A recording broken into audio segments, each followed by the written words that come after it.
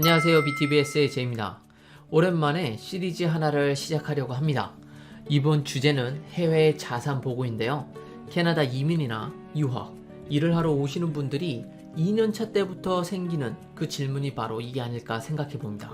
요즘 캐나다 텍스 보고 시즌이라 그런지 이와 관련된 질문들이 계속 올라오고 있는데요. 거기에 예전에 아시는 분과 이와 관련돼서 심도 있게 이야기한 적이 있는데 그분이 그때 이 해외 자산 보고를 하기 위해서 여러 세무사님과 상담도 받아보고 또 직접 신고도 하셨기 때문에 이번 영상에 조금 더 정확한 정보를 드릴 수 있지 않을까 생각해 봅니다. 그리고 제 영상에 도움이 되라고 많은 정보 주신 제니스님 감사드립니다. 오늘은 그 첫 번째 시간으로 해외 자산 보고 기본 정보에 대한 이야기를 나누어 보려고 합니다. 우선 시작하기 전에 이 부분은 세무사님에게 맡기는 것을 추천합니다. 혹시라도 있을지 모르는 CRA 추가 보고 제출이 있을지 모르기 때문이죠. 이것도 CRA에서 원하는 정보를 직접 제출하셔도 상관없습니다. 그러나 세무사님을 통해 일을 처리한다 하더라도 기본적인 것은 알고 계셔야 되겠죠? 자, 시작해 보겠습니다. 해외 자산 보고, 과연 이게 무엇일까요? 기본 조건은 아주 간단합니다. 해외에서 자신의 이름으로 또는 가족의 명의로 되어 있는 자산이 총 10만 불, 즉 1억 원 이상이 되면 캐나다 정부에 나 이만큼의 해외 자산이 있어 라고 말해주는 것입니다. 좀 더 정확히 이야기하자면 1년 중에 그 어떠한 시점이라도 이 금액을 넘어가는 경우가 있다면 보고를 해야 하는 것이 정석인 거죠. 그러나 저처럼 해외 자산이 거의 없는 경우, 정확하게는 1억 원이 없는 경우에는 그냥 신경 쓰지 않아도 됩니다. 또 다른 기본 조건은 바로 자신의 레지던트 스테이터스가 텍스 보고 의무가 생기는 레지던트여야 한다는 건데요. 즉, 자신이 런 레지던트 스테이터스라면 그냥 신경 안 쓰고 패스하면 됩니다.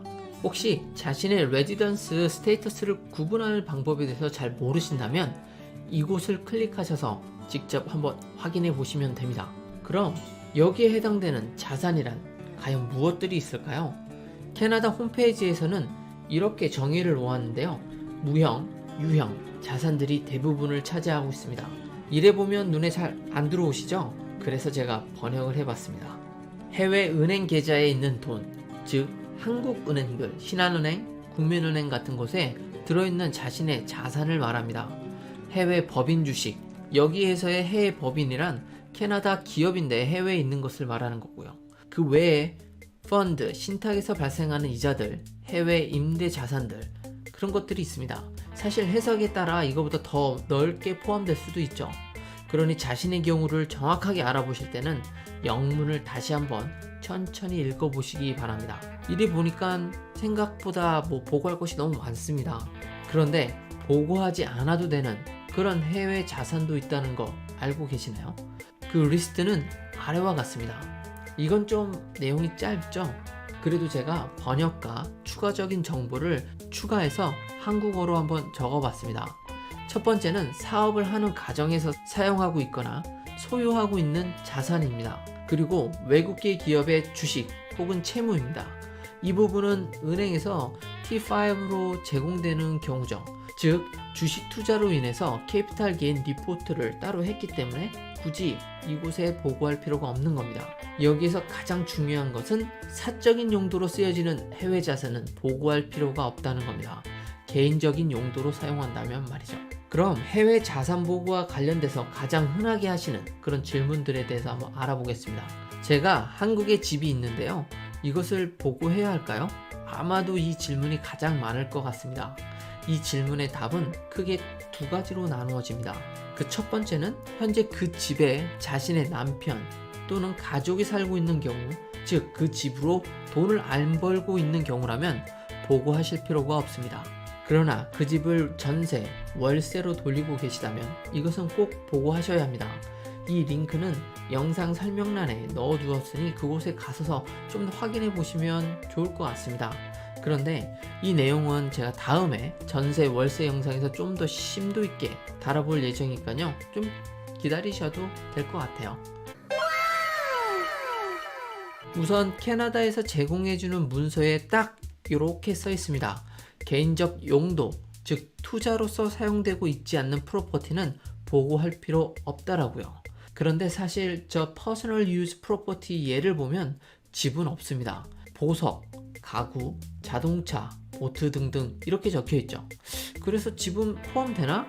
라고 생각하실 수도 있지만 집 관련된 곳의 문서를 보면 이렇게 써 있습니다. 즉 집도 포함된다는 것을 알 수 있죠. 자, 두 번째 질문을 볼까요?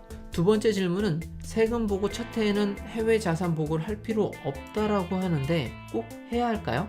이에 대한 대답은 세금 보고 첫 해에는 해도 안 해도 상관없습니다.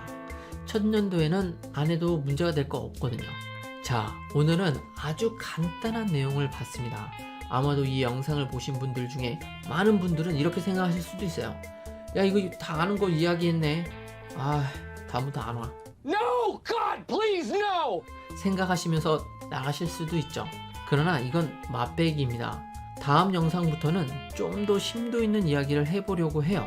그래서 각 영상마다 딱 하나의 주제를 다룰 예정입니다. 앞으로의 주제들은 아마도 이런 것들이 되지 않을까 생각이 됩니다.